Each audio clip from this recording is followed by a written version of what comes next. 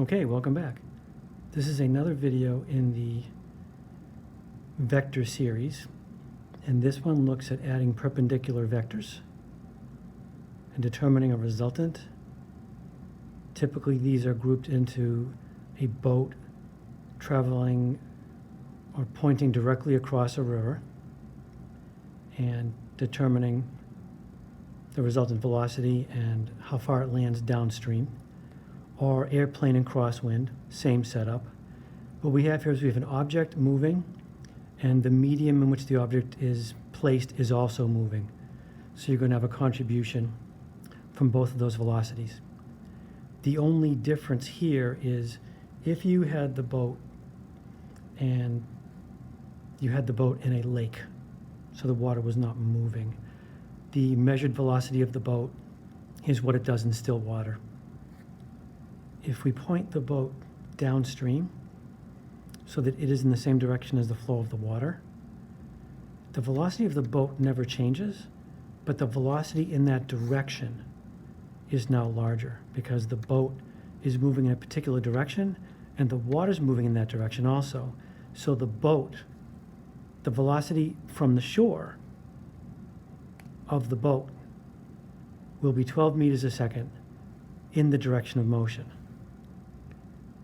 When we have perpendicular vectors, this will be extremely critical when we look at projectile motion. But if you have two vectors and they're perpendicular to one another, there's nothing about the magnitude and direction of this vector that adds to the magnitude and direction of that vector. So they're totally independent. While this will cause a resultant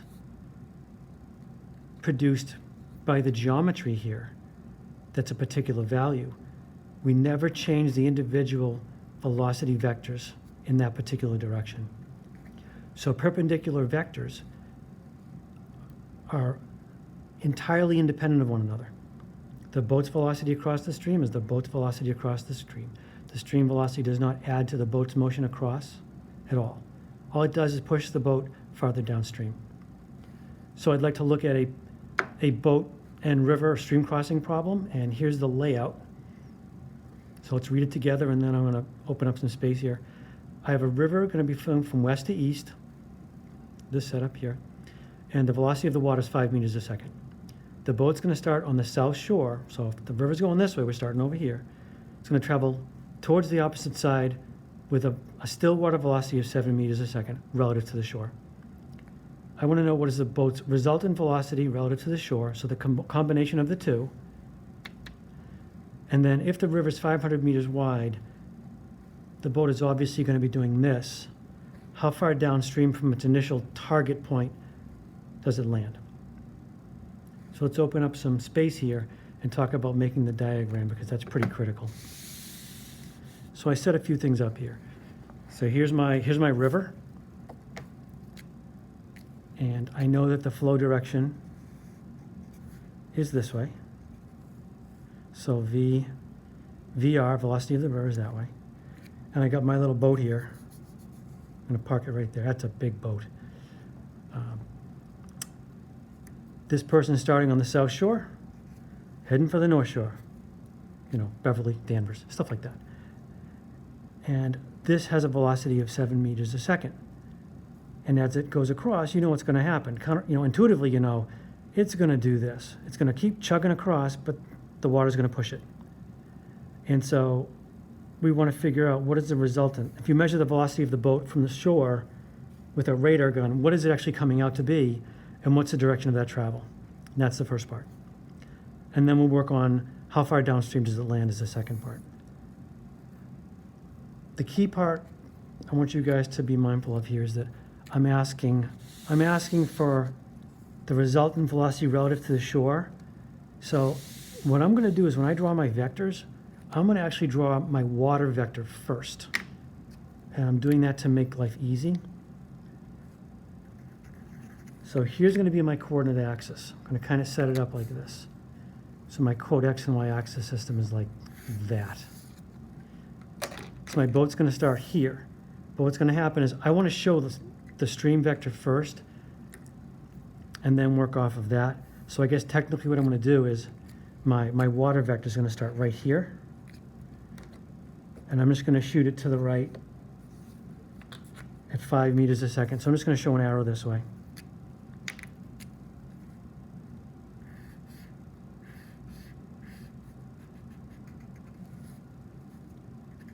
So there's my 5.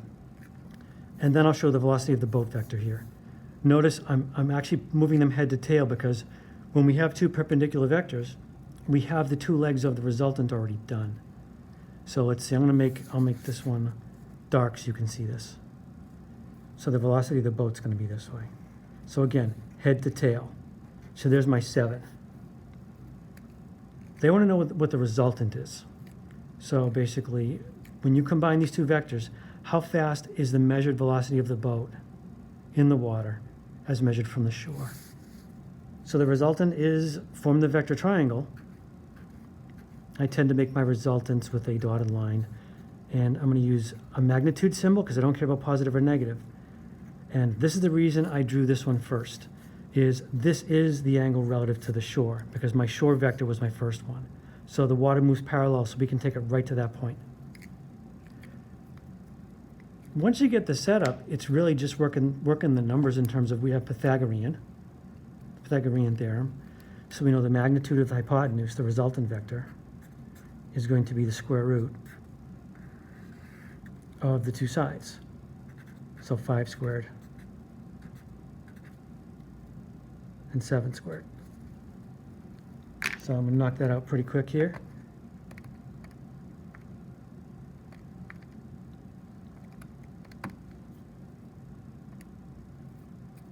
So I'm getting,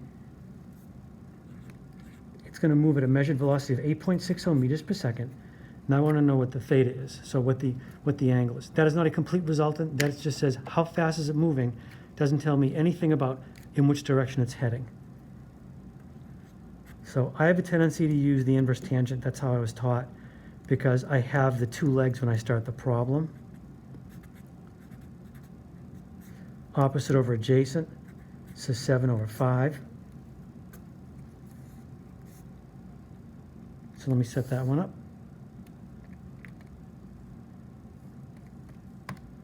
(54.46 degrees).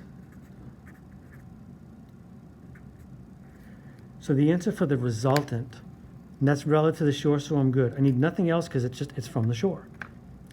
So the total resultant, so the resultant velocity is, the boat is measured at 8.60 meters a second at 54.46 degrees relative to the shore. That's all I need to see. All right. If you do this, it shows me you know that these make up the resultant. That's why I'm particular on that. So that's the first part. The second part is where we get into the independence of motion.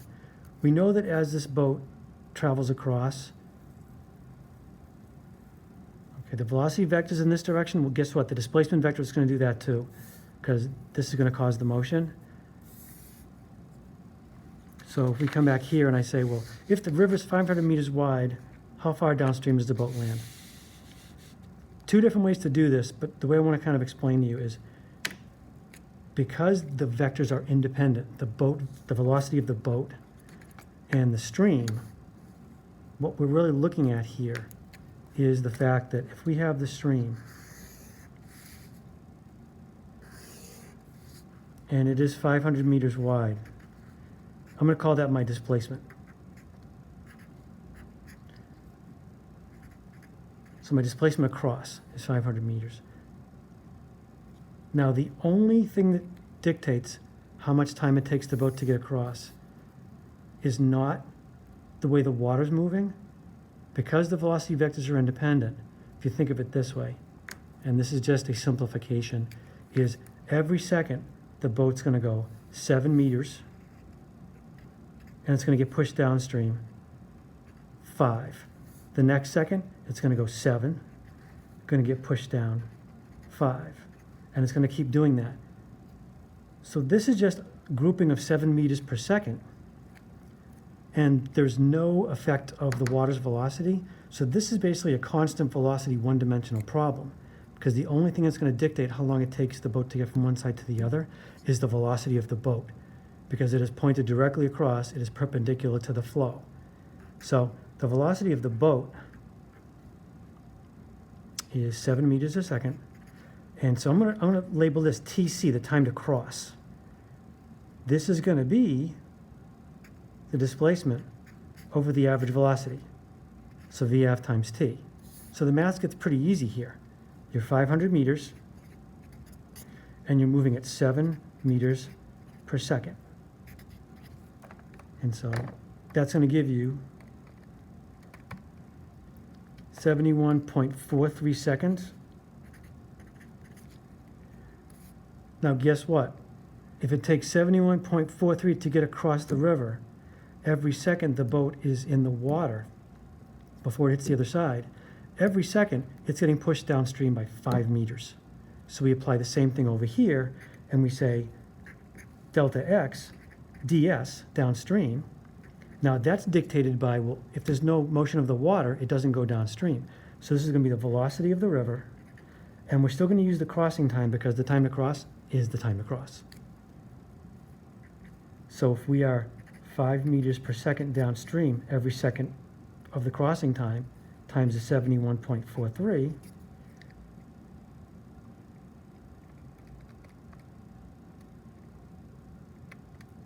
we end up with 357.15 meters.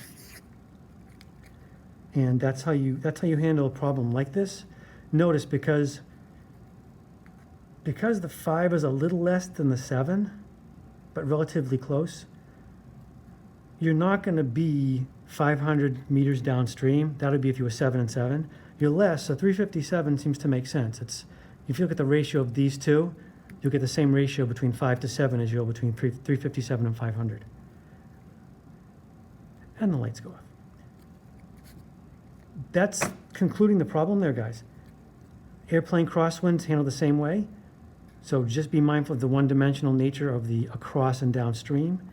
And if you do this vector first, it's relative to the shore. Otherwise, you might choose to draw your triangle this way, and you're 90 minus. That's going to conclude this video lecture. Hope that helps out. Thanks for watching. And as always, bye-bye.